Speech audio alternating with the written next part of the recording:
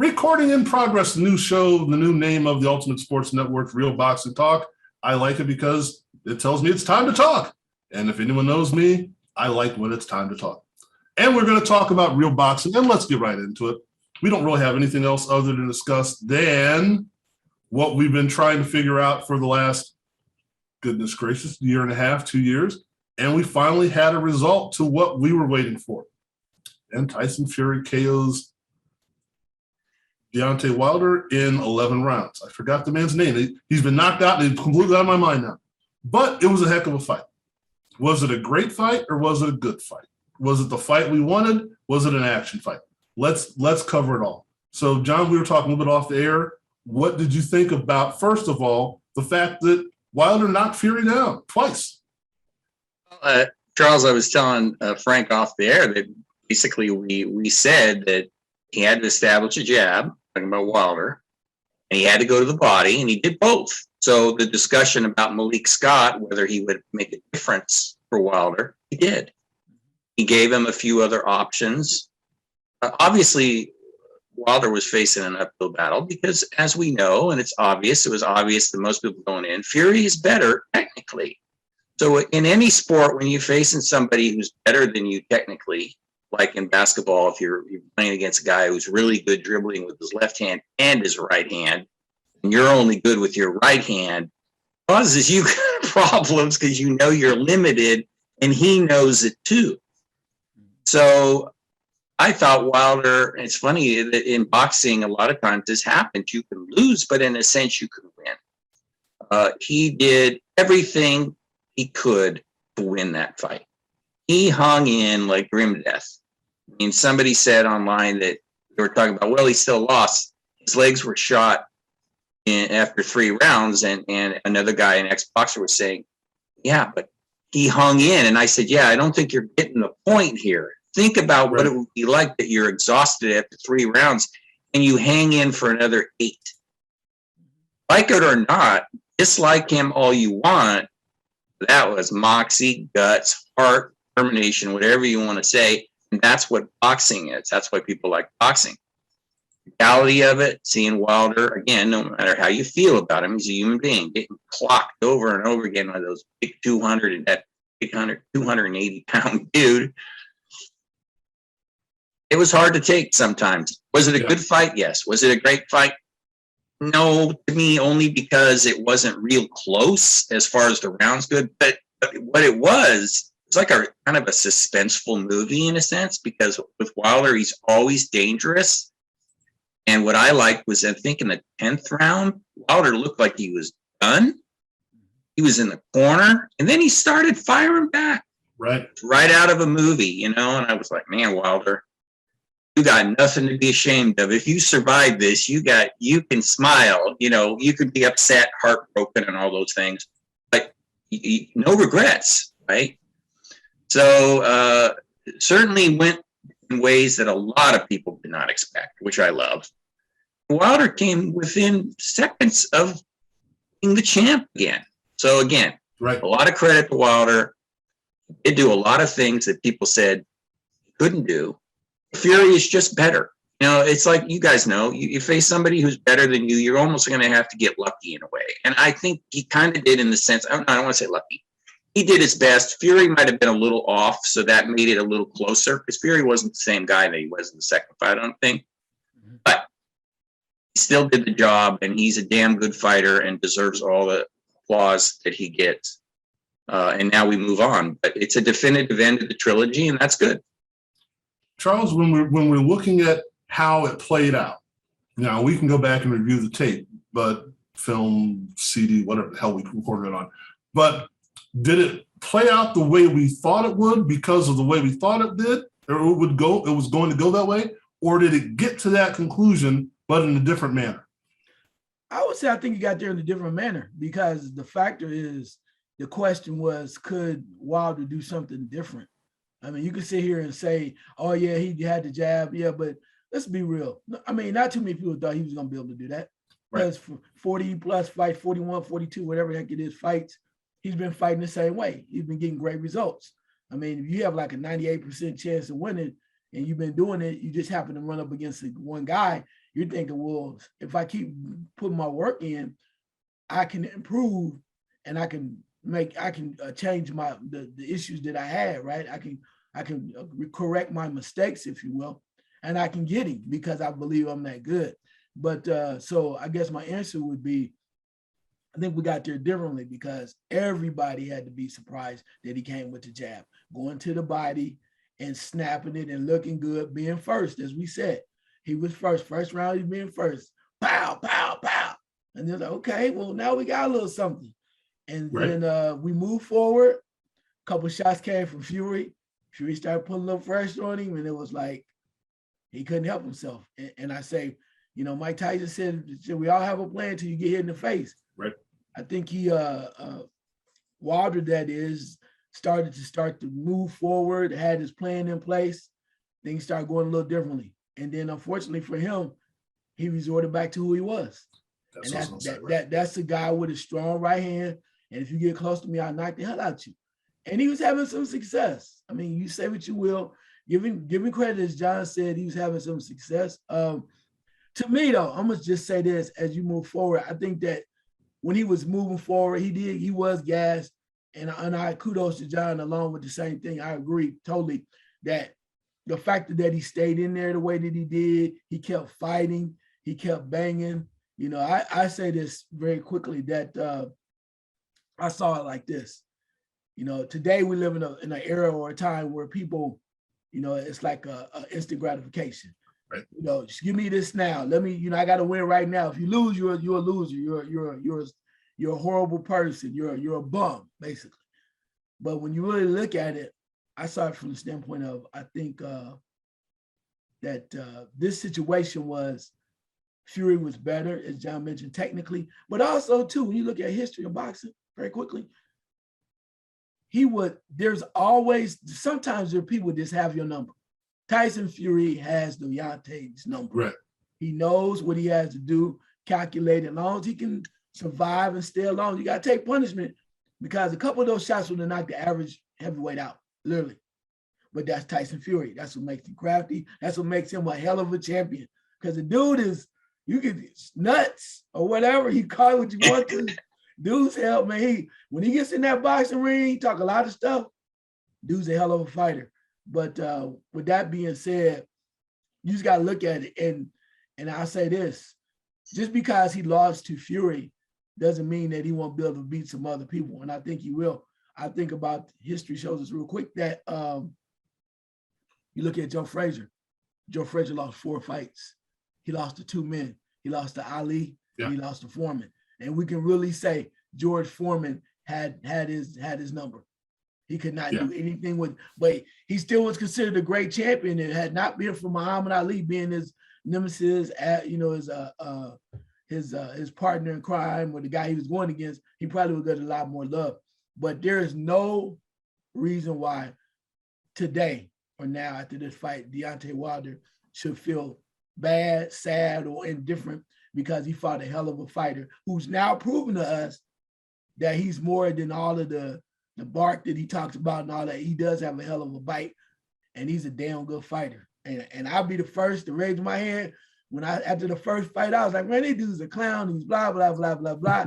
But these last 2 fights, dude, you got to get that to. I kind of like the Gypsy King. I'm somebody now. I'm like, and some things he says, even when he tries to make up for what his madness is afterwards, shaking hands and being a pretty good dude, connected with his spirituality, and he's real with his life.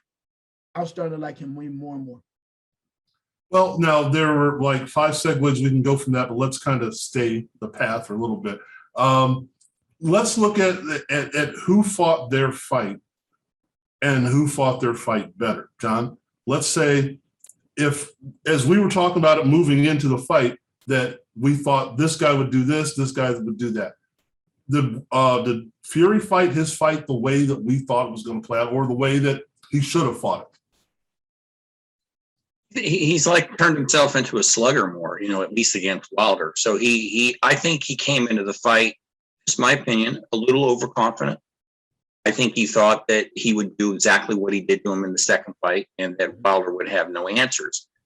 I was convinced after the first round, even though he would never admit it, that he was like, Wilder was doing those things. I think he was surprised. Whoa, wait, yeah. The crowd was very surprised. The announcers were very surprised. And I was like, wow, you know, this guy is a professional. Wilder, he has won 42 of 43 fights. Possibly, I mean, come on, give the guy some credit. Don't be so stunned that he made a little bit of an adjustment.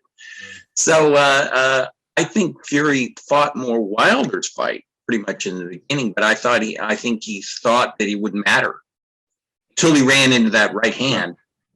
Yeah. And it dislodged him. You know, his relatives in England felt that one. I mean, that was a big right hand. I mean, he stumbled and spun. It tells you the power. You do that to a 280-pound man. That was impressive.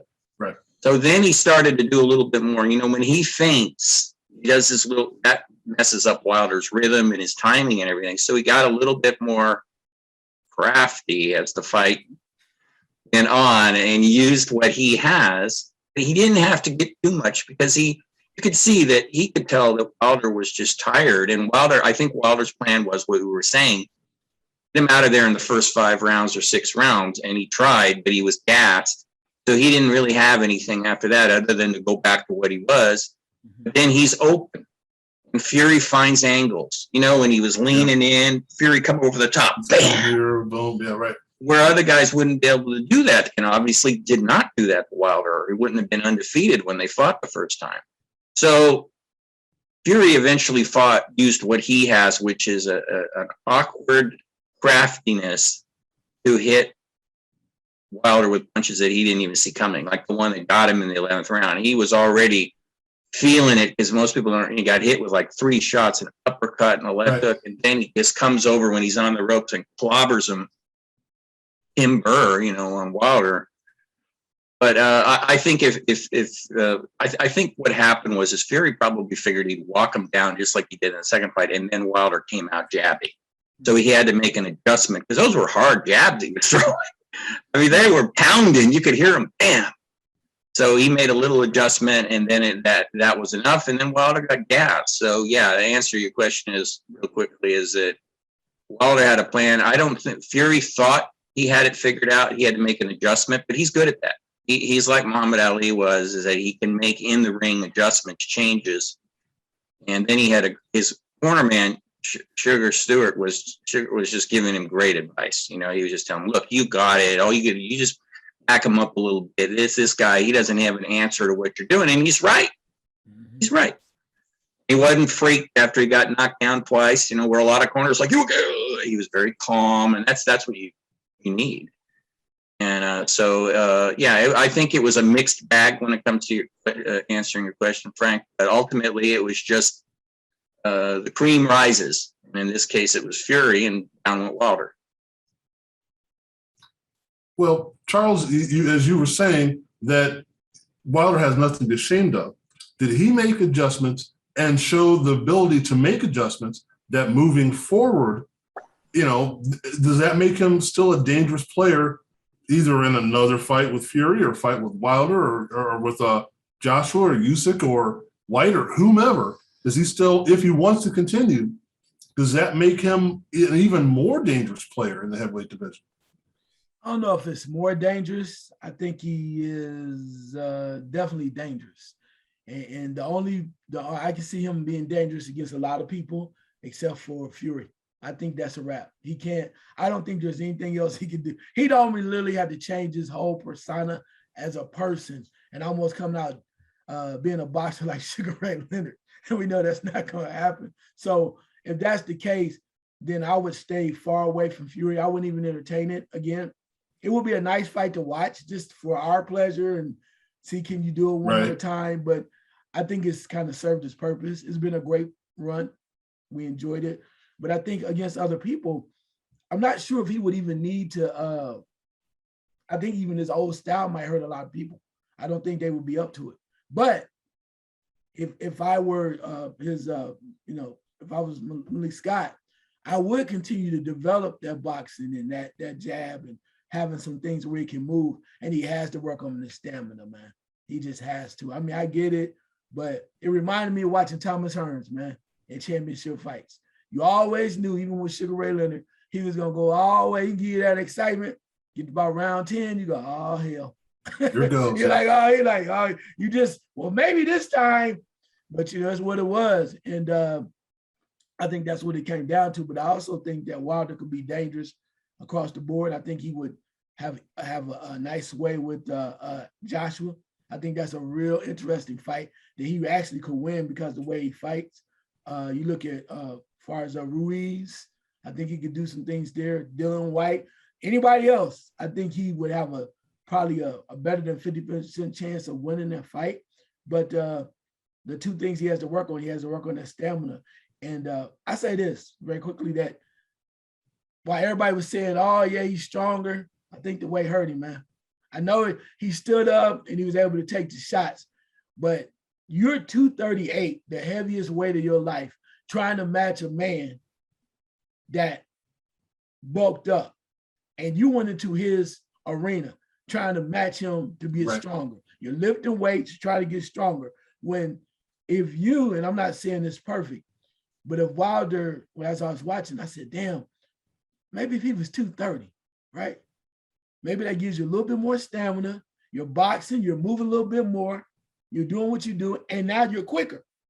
Because as John said, Fury thought he was gonna come in and lean on him and do the old school game plan and just beat him up and bully him. That wasn't the case. So he didn't get to do that. And Sugar was like, look, man, hey, all right, that's all right. He about to get tired. Here's what we're gonna do. Sugar reminded me of, I thought I saw old school Stewart. Emmanuel Stewart, yeah. Emmanuel Stewart, yeah. When I saw Emmanuel Stewart in the corner, I was like, damn, this is Emmanuel Stewart part 2. And his bud. Yeah. But it just came that way. But but I think if Wilder had been a little lighter and you at 230 now moving around and still sticking with a jab and still moving around and still landing that shot, I think he had a better chance. But what he did work. I mean, he gave a hell of an effort. But I think that 238, even though he'll say, oh, it made me stronger, take the shots, I think it took away from his versatility and mobility with that new strategy. That new strategy would allow him at 230 to, I think, move a little bit more and have maybe a little bit more energy. And again, we do this all the time and we probably shouldn't, but it's Rocky versus Clubber Lang 2. You know, it's like, come in lighter, come in faster, come in quicker. You're not there to be hit, you know, and you're getting the other guy tired instead of you getting tired. So give credit to Stallone when you give credit to Stallone. I don't know why. As he deserves it. Because he deserves it, right. Okay, now, I guess the question that amongst a lot of questions I have, though, is, and Charles already mentioned it, but was it that Wilder was like, okay, I've learned all these things, I figured all this stuff out, and then I revert back to what I did. How can that be possible to untrain you from doing that? Or was it maybe you should have just went with that in the beginning? This is who I am. Go out and try and take his head off and leave it alone. You know, not try and move backwards, which he didn't do very well, and not try and move side to side. Is it you tried to retrain the dancing bear to do something you can't do? Or, I mean, it looked like it was working to start. What else could he have done? Or, like, as I think you said, he just has his number. Well, he definitely has his number. It's like when Joe Frazier fought Foreman in the second fight, he tried to move around like Muhammad. He thought he shaved his head and tried to move thinking that it would bother Foreman, and Foreman almost looked enraged. Like, you really think that's going to matter? Yeah. And I guess Joe Frazier would be like, well, I lasted 3 more rounds with you, big guy. So, you know, I mean, everything would have had to have been perfect for Wilder. Maybe if he had come in lighter, maybe he wouldn't have been able to absorb the punches and get up like he did. You know, he was a little stronger. There's going to be a bunch of maybes when you do this. I think they went pragmatic. I think Malik and Wilder said, okay, we're going to be a little stronger, we're going to be a little heavier, and we're going to try to get him out of there early as we can. If we can't get him out, you know, we shot our wad. Oh well, that's just the way it is. I think they were just gambling, you know, and it almost worked. Almost worked, yeah. But I mean, it was like I said, he was within seconds, and there was some controversy about a slow count, which of course there always has to be controversy in boxing. Nothing can ever be just.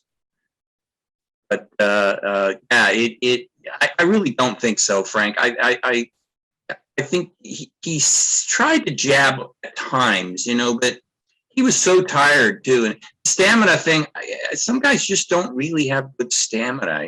They learn how to pace themselves. Tommy the Duke Morrison had the same problem when he was fighting. After what you saw against Ray Mercer, he was gassed after 3 rounds, and Mercer hit him with a shot at the end of the 3rd round, and then he got brutally knocked out in the 4th round. He always had issues with the stamina. Canelo has issues at times with the stamina. I don't know. I mean, I think Wilder was in great shape, and not just that he bulked up and looked like he was. I think he was in great shape. I don't know if you can do more with yourself. He's got really skinny legs. I don't know if he can improve his stamina. Can he pace himself a little bit more? Doesn't throw a lot of punches sometimes anyway. So, it's a tough one. He's got the God-given right hand, which a lot of guys would kill for. Right. But then the other things that he needs a little bit more better, maybe a little bit better defensively, maybe the ability to move around a little bit more. That's not him, and the old saying, you have to be you, and he is, and he mixed it up and tried, and I said it sounds like a Deontay Wilder tribute show, but all kudos to him, just because people were saying he couldn't do it, and he did it.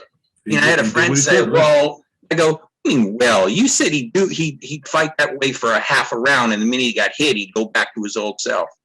No. He fought that way for like 3 or 4 rounds, actually. And if he hadn't been so tired, I think he would have kept trying it. And Malik didn't say all that much, except, look, you're wasting your God-given right hand. That's what he was saying. So it was almost like Malik Scott said, look, I know we did what we could do now. Now we got to just tag him. Now we got to hope we can tag him, and maybe we'll get him out of there. So, again, if I was Wilder, I wouldn't, maybe if I came in a little lighter, maybe if I came in a little heavier, I don't see anything else he could have done. He even hit Fury with some left hooks, and Wilder is not known for, he hit him with some wicked shots to the body. He did everything but hit him with a club, and that right hand that he hit Fury with, I think 99% of the heavyweights would not have got up. Joshua, no way would have got up for that right hand. He'd have been done. Dillian White would have been out on his face. He did it all.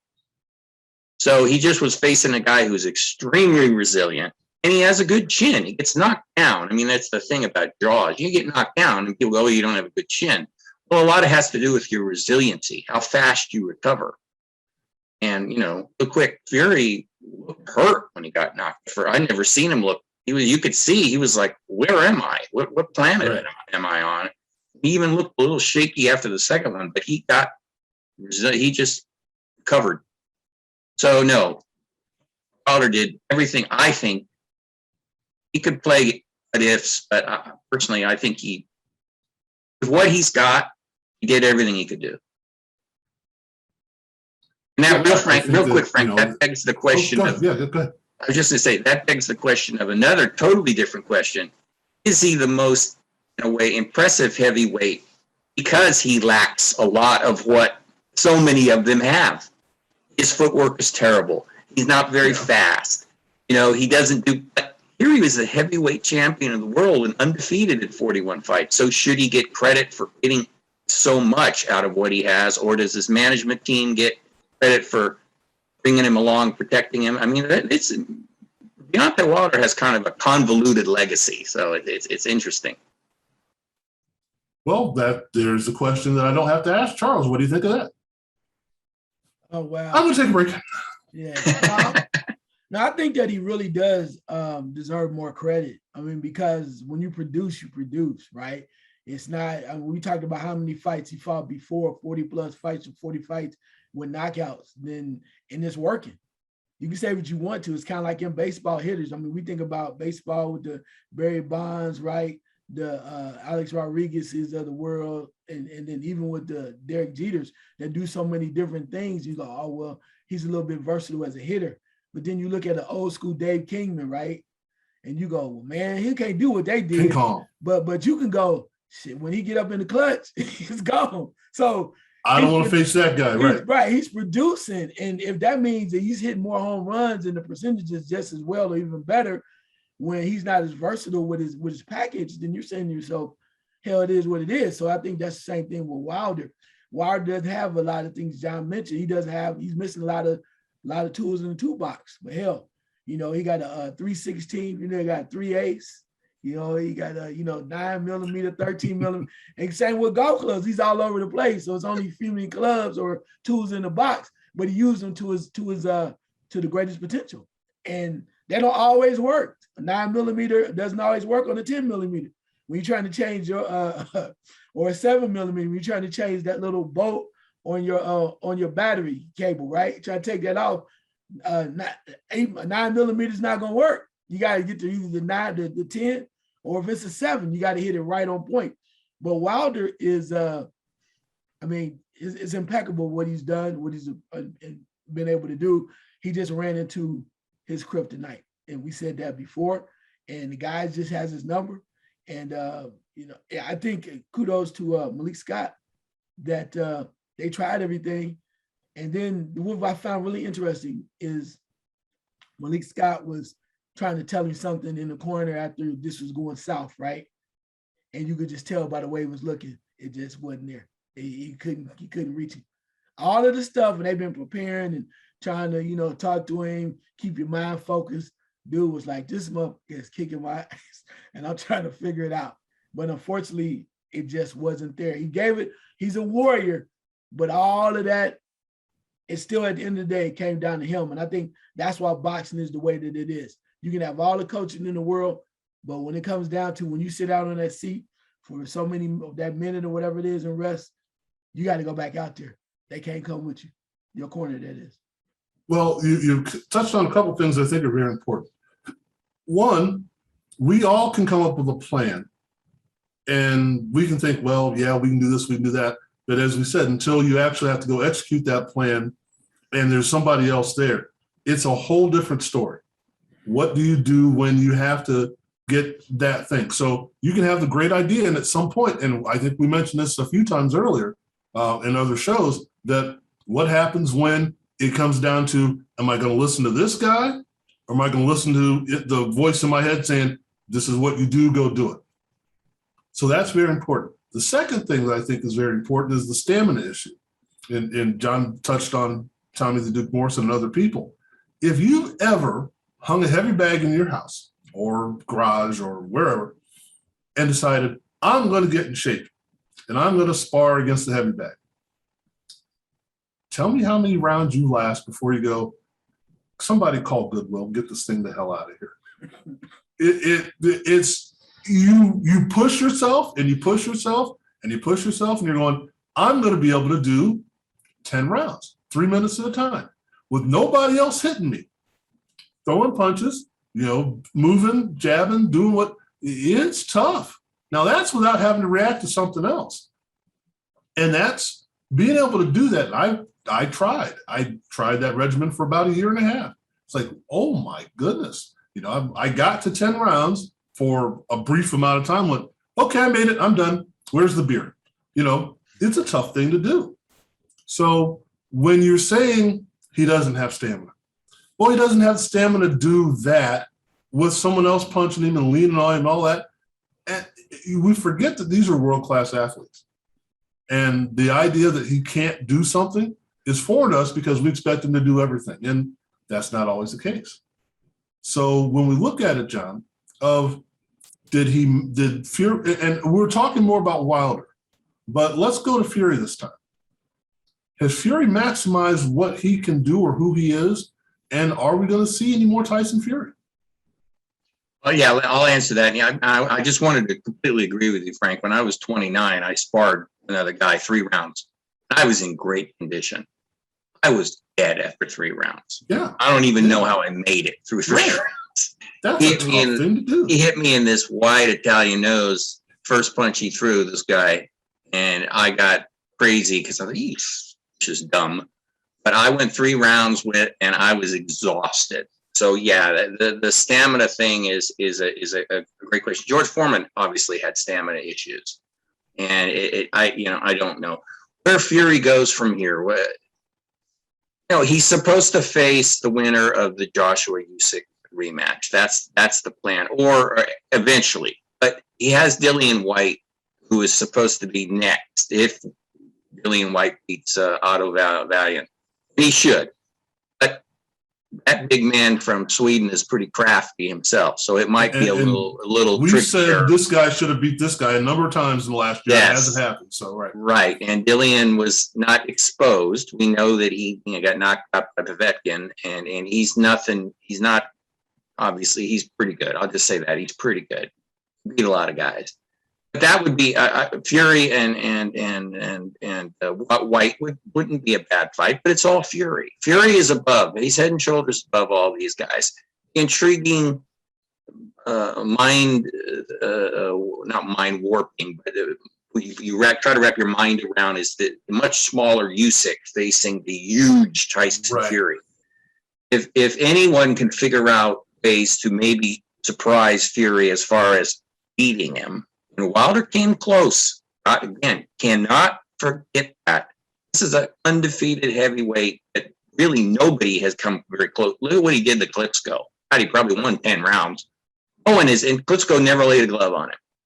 So, again, back to the Wilder thing, but the intriguing thing is what would Usyk at 6'3", 220 pounds do against that 6'9", 280 pound incredible Hulk without the incredible body, as we say. As I told Frank Charles, he looks like he hangs out at a pub 5 days a week. It kind of bothers me a little bit, but he makes the most of it. He's another guy, right? He's like another guy like Wilder. He's got the most out of his ability. So Fury is a crazy guy, and I agree with Charles. I used to dislike the guy so much, but he's backed up a lot of the talk. He said he was going to knock out Deontay Wilder. He did it. He said he was going to roll over Deontay Wilder in the second fight. He did it. He backs it up. So you got to give credit. You can't be a stubborn or obtuse or whatever you want to say about it. He deserves it. He's a gypsy. He says it all the time. He's a free spirit. He does what he wants. I wouldn't be shocked if in a week he said he was retired. And then 6 months later say, no, I'm not retired. He's going to always be like that with him. But he has also said that when he's not boxing is when he gets in trouble, meaning mentally.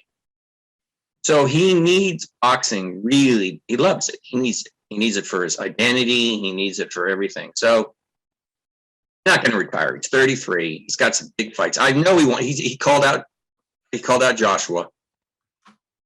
Called him what did he call Wilder? A dozer. He called him a dozer. I'm like, you goofball.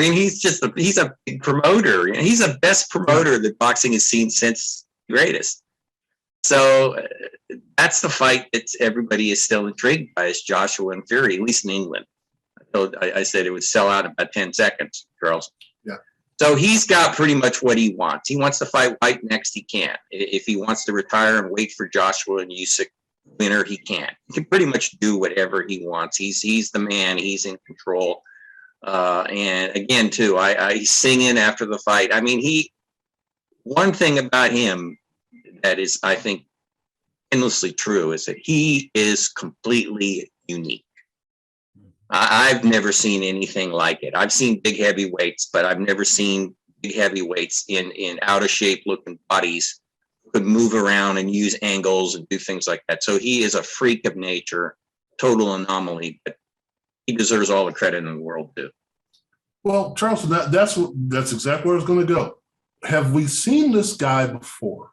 And let's not get in the whole Mount Rushmore, put him on a pedestal kind of thing just yet. But have we seen this guy before where he goes into the fight as obviously the larger fighter, yet he's also the more, skilled, we'll use that crafty word again, but he's also the more skilled fighter as well. Have we seen that before where the bigger guy is also the more, I guess, technically sound guy? Wow. See, that's kind of bizarre for me because when we think about technical skills, I think one way, but I think about, right. I don't know if this guy's technically skilled, but I think about George Foreman in his comeback. I mean, from the standpoint of you just say he's just a big polar bear. Is he fighting the way he did before? But he had some things where he did a little different, and all he needed to do was stay in the fight long enough to kind of impose his will. And I think that's what Tyson Fury does, to that standpoint of which makes him dangerous, because you start to see him lean in and start jabbing and hitting those angles at the right time, and other places where nobody could really hit Wilder. And that's what he was able to do. And the way he just turns it on, it's like he can find a way. And you can say what you want to about the long counts. I get that. But at the end of the day, Wilder, if he had the opportunity to win the fight, I'm the type of guy, you can't wait on referee to help you win the game.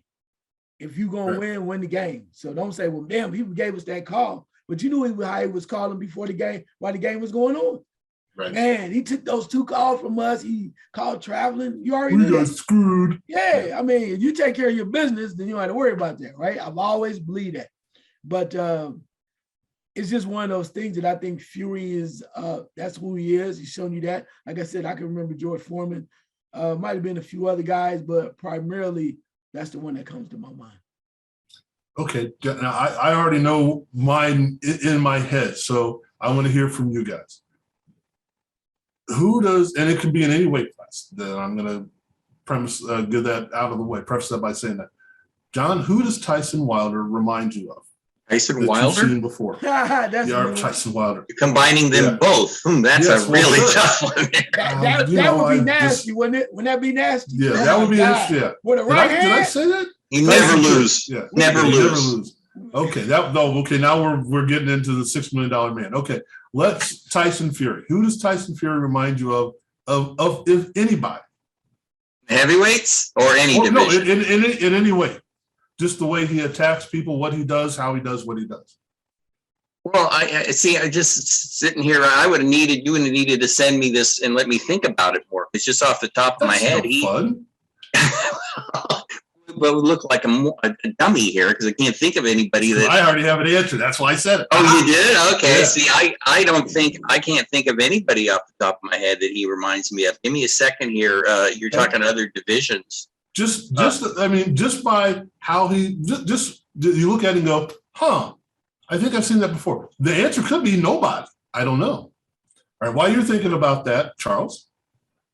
Now that I had another 30 seconds than John, I think there's one guy that comes to mind. And granted, you can say what you want to, you might think differently, but the way he was able to win and the way he won and beat some people you didn't think he would beat. And to me, that's Riddick Bowe. When I think about Riddick Bowe. Yeah, just the way you he ain't supposed to beat him like that. Nah. But I think Riddick Bowe, and I think he surprised me a lot of times because I thought he was this big kind of goofy guy that you had a shot of winning by knockout, but at times you go. And his desire, same like with Fury, he had a way of having that will and being able to oppose it. And when fights, you go, he beat Evander Holyfield. Yeah, no one's beating Evander Holyfield now, right? Yeah, right. So I would say Riddick Bowe for me. Okay. Now that you've had a moment, John. Dun, dun, dun, dun, dun. I'm not thinking of any.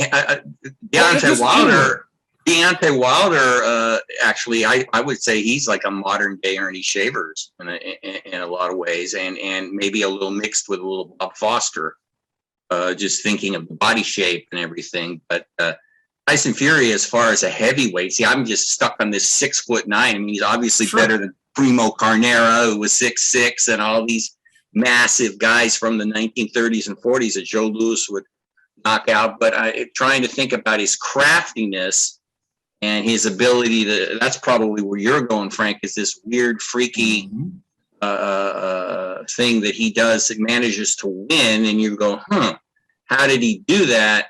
I think he's unique. I'm not thinking, because I'm stuck in the heavyweights. I can't think of anybody in those smaller divisions that certainly not like because technically, again, he has some, I mean, I guess if you want to use craftiness, you could say Lomo, but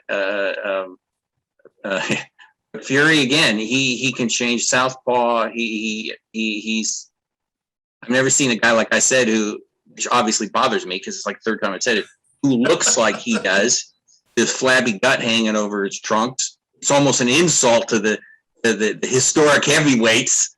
And then okay, you want me to compare him to somebody? I'm sure I saw a guy who looked just like him hanging out at a bar, challenging guys to a fight and beating them all. Fight by the dumpster, right? Yeah, that's what I think. He's a freak. That's the only way I can imagine. He's a freak of nature. Well, my thought was the way he throws punches from angles that they don't look like they're devastating, but they get the job done. And it didn't always work for him. It worked for a lot longer than maybe we thought it would. Carl Froch. It's like, it's technically not sound, but it's technically well done. It's like, I'm going to throw this, which isn't even a punch, but I'm going to do it often enough that you think, that's pretty good. Wow, how did that work? Another person that I thought of, and Aaron Pryor. I'm throwing from weird angles and weird so stuff. You're thinking like that line. Yeah. Yeah. Well, I'm getting out of the largeness of it, but I'm going to do things that you don't expect to have happen, because this was, I think, with Pryor and Arguello. Arguello was used to fighting a boxer and knowing where things are coming from. And Pryor's like, I don't fight that way. You're going to have to deal with something completely different. And I think that's what, I'm going to mess him up again, Fury does. And the fact that he's 6'9", 280 some pounds, just compounds the problem. He's quick without being fast.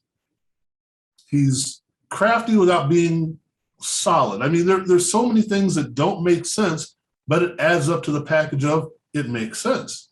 And that's that's Charles. No. Yeah, basically. But if you go that route, I would have to go one other person, because of the way that everybody else was fighting, and he was successful. I don't know how successful you think he was, but he was totally different than what was the norm, and that's Jimmy Young.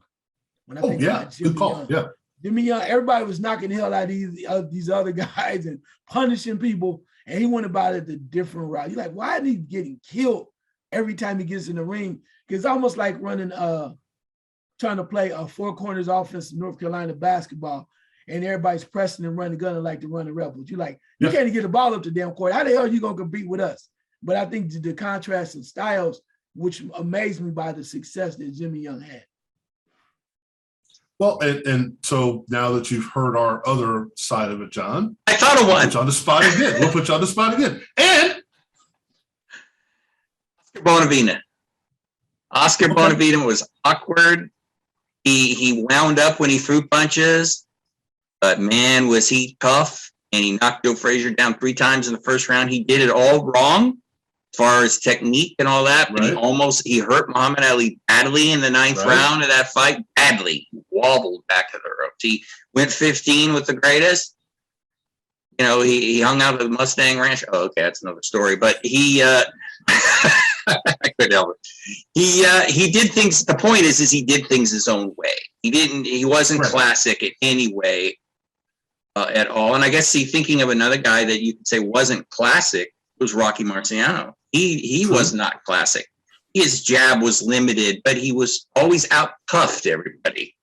He would throw punch. He would throw wide. So if you watch him knock down and knock out Archie Moore, I mean, they're coming from Brockton. They're like that, like a joke, like a cartoon.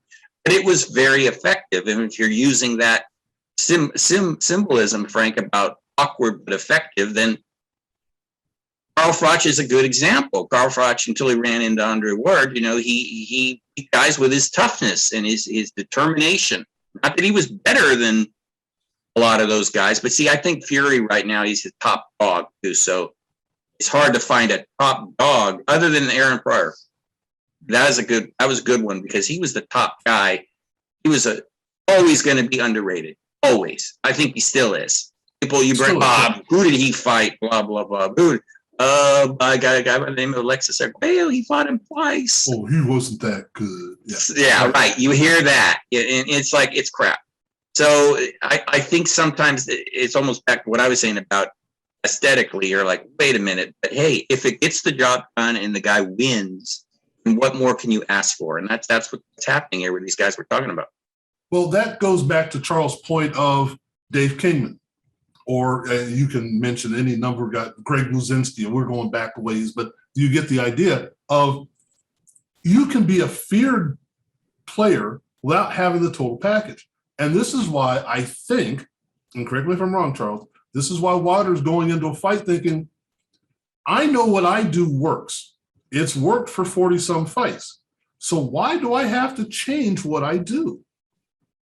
And it just didn't work for this guy. It doesn't mean that he shouldn't go down as one of the best heavyweight title holders by record and by length of record. Not saying we're going to put him up on Mount Rushmore. I'm not saying that. But when we look at his career in retrospect, we should say this guy held the belt for X number of years with these kind of defenses against these people and with this result. I think, and I hope I'm wrong, but I think what we're going to see in the aftermath of this is we're going to devalue what Deontay Wilder did as the heavyweight champion. And I don't think that's fair. I agree with you 100%, but I think that's the way it's going to come out is so many people see things differently. And the way that we're in, like I said, we're in that instant gratification era right now where they don't really understand that, you know, the point of history is the longevity of something that really means things. I mean, you could say that about Larry Holmes. When you look at Larry Holmes' record, you're not going to say, oh my God, that was a classic fight against, we're saying a classic fight against Jerry Cooney. I mean, seriously? I mean, is that what you're going to say? But it doesn't take away from his skill set, right? What he did, what he accomplished. Deontay Wilder defending his title, was it 10 times successfully? I mean, you got to give him some credit for that. But the way that we live in this era now, we're not saying he's the best, but at some point in 40 fights, he was the best in his division. And you got to give him love for that. You may not like him. I'm not the biggest John Stockton fan in basketball, but he got things done. So you got it, the longevity, the ability to keep moving forward, you got to give him the credit. Unfortunately, in the age that we live in now, it's kind of, give it to me right now. Are you great right now? That's how we live in, and it does not take into consideration longevity and history. Well, and we're looking at something where you say, this is kind of good, kind of not good. We've held that belt for a while. This is the show we did of last year about Michael Spinks, that we remember the last fight. We tend to forget the fights leading up to that. Michael Spinks was pretty darn good leading up to that. Excellent. I mean, you could say excellent, right? And then the last fight, you go, oh, he didn't look so good. So who else, and again, I'm going to put you on the spot again, John, who else do we look at historically that said, I think they were better than we remember them as being? Okay, let me say one thing about Wilder. Okay, let me say one thing about Wilder that it seems like it's never mentioned. A guy that we talk about a lot, Luis Ortiz. I'm going to keep saying that every week, talk about Wilder, because he does not get credit for knocking that man out twice. No one has beat that man. No one would even win a round against that man. I don't care if he's 72 years old. he is still good. And Wilder beat him twice. And the second time, it was in a way he fought him to help Ortiz's daughter. So they had a deal. So all this about Wilder being such a rotten human being, it's not true. And then I wanted to say this earlier. The thing about Wilder not shaking hands, we're all over the place, but I wanted to say this earlier, not shaking hands with Fury. I mean, I like sportsmanship. I love that. But this is just coming from me. I don't know if you guys would agree, and it's fine. You don't have to. But I could be at times when I was younger, at times, if I was really disliked somebody, I could be kind of a sore loser. I would basically, in a basketball game, I can remember we were playing Amador, which was a big rivalry when I was in high school, and that one of the guys came over to shake hands, and I basically went, get away from me, F you, bud. And he looked at me like, and I didn't care. So I can understand Wilder. He does not like Fury. And I respect that. He's got a right to not like him. You don't have to do what everybody else thinks is right. If at least he's being honest, right? He's not faking it.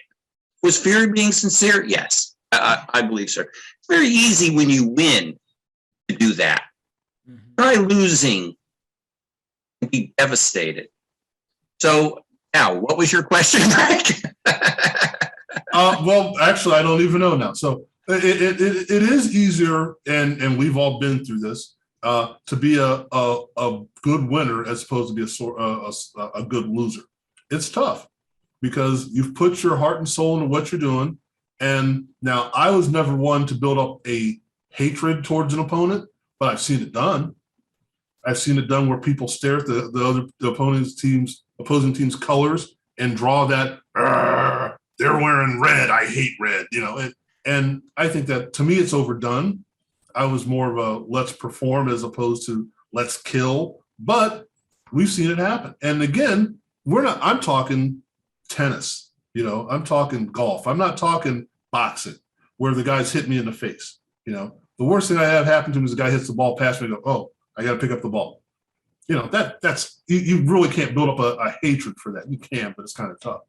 But I'll see if I can kind of come up with another question. How's that? But when you're looking at how they handle this, how does that bode for the future? Let's get into that as we wrap up the show. Predictions for what happens next in the heavyweight division, John. Do we see, first of all, we have the Usyk, I'm going to even put his name in there right now because I don't think he belongs. The Usyk rematch with that guy, Anthony Joshua. First, how does that play out? And then how does that work everything else out? Frank, you're the tennis guy. Didn't Jimmy Connors really dislike Ivan Lendl? Jimmy Connors disliked everybody. Okay, well, there you go. So yeah. He had a chip on his shoulder because he wasn't the country club kid. So he said. Okay, so well, that was personal. It was personal. See, so I mean, he might have shook his hand, but I see. I mean, I understood Connors too. So whatever you say about me, I understood that. He built that up for himself that he hated everybody because everyone was against him. Well, whatever you got to use, I got no problem with that. I mean, whatever you use. Right. If you're competitive, and I was, and I still am. I find out when I'm in certain situations. That's just you. That's just part of you. So where does Fury and what? Oh, okay, Fury and Joshua. Oh, you said no, Usyk. You asked me Usyk. The whole mess. What's the next step for the heavyweights? Well, Joshua is going to fight Usyk again. Eddie Hearn already said it's happening in like February or March. That's another one we can talk about. And we know that Dillian White is fighting. Joseph Parker is fighting Derek Chisora again in December. The big rematch. First fight was really a good one. Where does Wilder go? That's what I wonder. What has Wilder made roughly about $7 million or $8 million for this fight? He lives in a nice house in Alabama with his wife and kids, and he probably could retire if he wants. What does he do? I don't think he retires. I think he's got fire left. It just depends on if he's not damaged from that fight. Because, you leave pieces of your pieces of yourself in boxing rings when you fight. You do. When you fight like that. What happened to Gotti and Ward? That's what happened to Muhammad Ali and Joe Frazier. Third fight, they were never the same. Muhammad Ali wasn't even close after that. That was he gave it everything he had, and he could still do some things, but that was pretty much it. He was over, and he was probably over the hill a little bit anyway when he fought him the third time. They both were. So where does Wilder go? If he wants to continue, I give him some soft touches, actually, if you called him soft touches. That was a very good point that Charles made. You can put a guy down. You try to knock 40 guys out in a row. Right. See if you can do it. Right? Even if you are limited, still try to knock out 40 professional fighters. Even if you consider them like this, try it. See how easy it is. How easy it is, right.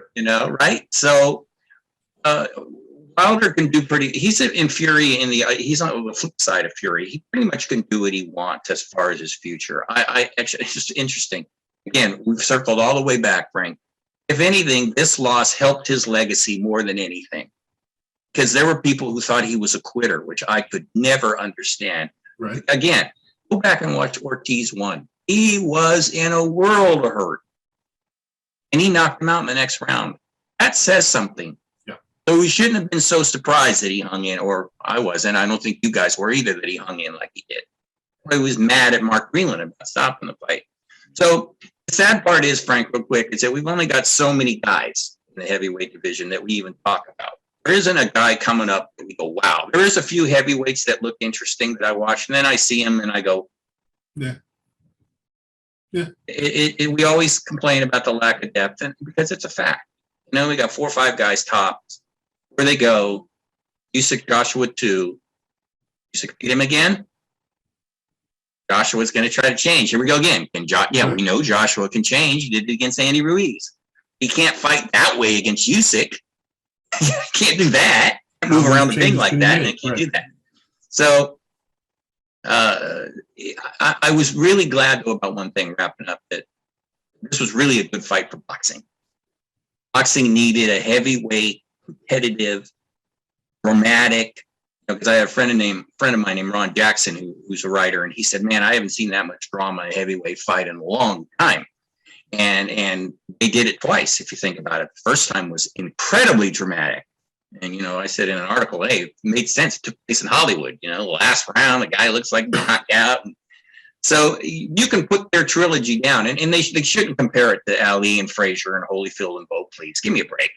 But they had their own drama. So all kudos to that. But Fury has whatever he wants. And as I said, wrapping up, I think Wilder can continue if he wants, but then if he doesn't, let him alone. He's done what he wanted to do, and he started boxing when he was 19 years old. How many people can say that and make it all the way to the mountain? So whatever you want to say, you know, let the guy alone. He earned his respect. Charles, looking at all of the heavyweight champions and all the fights and all that, and I'm not saying list them in order, but is this this was something that had to happen? Is this something that, looking back 20 years from now, if we still can remember looking back 20 years from now, that this is something memorable? Or is it like, well, it happened, I'm glad they fought, and we're moving on? Is this something that's going to stick in your mind? Yeah, it is, because I think it's memorable, because we have not had a lot of quality fights with action in this decade or whatever time period you want to put on it. There's not too many fights you can go, remember that fight? Now, supposedly we have coming up, but right now we have not had that, and it lived up, you know, to the hype. You know, we talked about it. Actually, I think this last one was probably the best of the 3, right? I mean, number 1 was amazing because of what happened, but overall, total 3, the last one was the best. And it stands up because they both gave their all. 2 different guys, all of the hype. And the other thing too is, we said before, we were concerned about, I want to see the numbers, but we were concerned about the lack of marketing and publicity. They didn't go out and do a bunch of stuff till near the end. But when you looked in that arena, you didn't see a damn open seat. I was sold out. Yeah. So you know what? They let it sell itself, and you heard a lot of the hype and stuff was being said. They backed it up. And they presented it to you, and it was amazing. Some people go because they felt some kind of way, whatever their feelings were going into the fight. But when you look at the action, you look at what both guys did and what they presented to you, they did it. And it was exciting. And just to watch that many knockdowns, and I was like, damn, is this scripted? That's first thing came to my mind. I was like, is this WWE? Is this wrestling? They trying to set us up for the climax? And then you go over here. Yeah, I was down like, there. And you gonna get up? You can't get up after that. I was like, oh, don't do this to me. But it kept me on the edge of my seat. It was interesting. So with that being said, I think that it definitely has earned its place in history. Probably one of the best we've seen in a while. And not comparing it to Ali Frazier, nothing like that, but for its time. This is what we want to see in boxing. We want to see personalities. We want to see people like when we see Terrence Crawford, hopefully against Sean Porter or Errol Spence. We can only hope to have this kind of action. You want to see it where 2 of the best coming at each other and they deliver on what you were expecting. Okay. John, it looked like you wanted to make a final thought there. Oh, I completely agree. Like I said, I think it was great for boxing. I think this is memorable. I agree. I think I like the Klitschko-Joshua fight. I thought that was one of the best heavyweight fights I had seen because they both went down, same idea. Right. But this one was better. This one had more suspense. It had that one. that one, I had that one as fight of the year for Max Boxing, believe it or not. A lot of people disagreed with me, but because there's just not those kind of fights in the heavyweights anymore. And this one, is this one fight of the year? You can definitely make an argument that it's fight of the year. I had somebody tell me that Estrada and Chocolatito was fight of the year. Now that was a great fight. Yeah. But I'm leaning towards this one just because of all the drama, like we said, and the knockdowns, and even when Wilder looked like he was done, you were still like, man, I don't know if he can hit. And then he rallied, like I said at the end, and it seemed like it bothered Fury. Like, where is this coming from?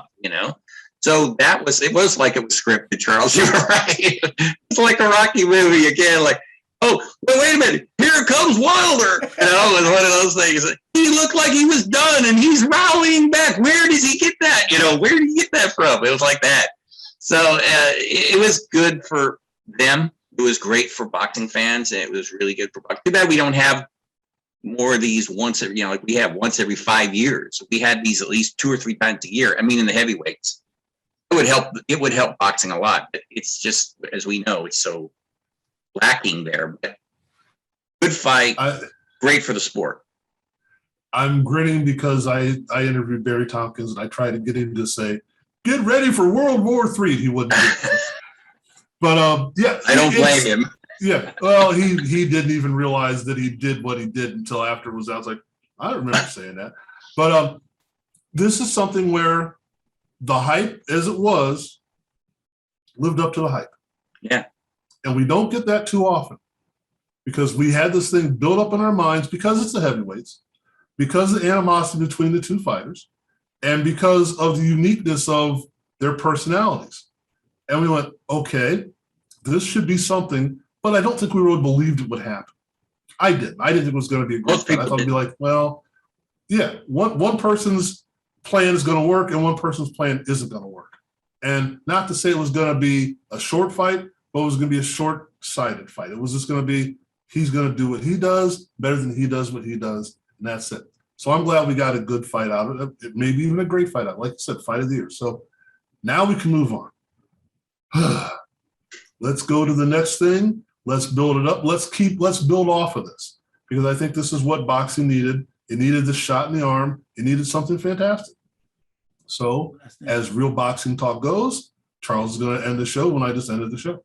I just have one thing to say, and I know this is totally off script, but we're going to say this anyway. This is what we do. You ever thought it's not in the show notes. You got to release it. Yeah. So here's my script. Right. Throw it out right now. Give me 22 seconds. Here we go. Okay. I'm counting. There you go. Start now. Ladies and gentlemen, this is what I'm talking about. This is boxing.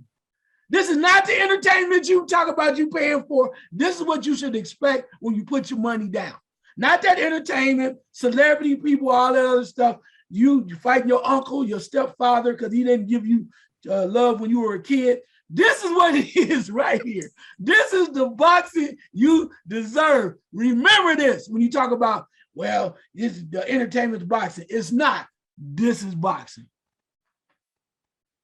I don't think we need to say anything more after that, except for this is not Todd Bridges versus Danny Bonaducci, right? Anyway, yeah, and that's it. That is the thing. We got a boxing match. Yes. Regardless of all of the hype and BS and all that, and the headdress and this and that, we got a boxing match. We got a heck of a boxing match. So definitely. Boxing fans, I think, should be happy, and they should be happy they had a chance to listen to us talk about it.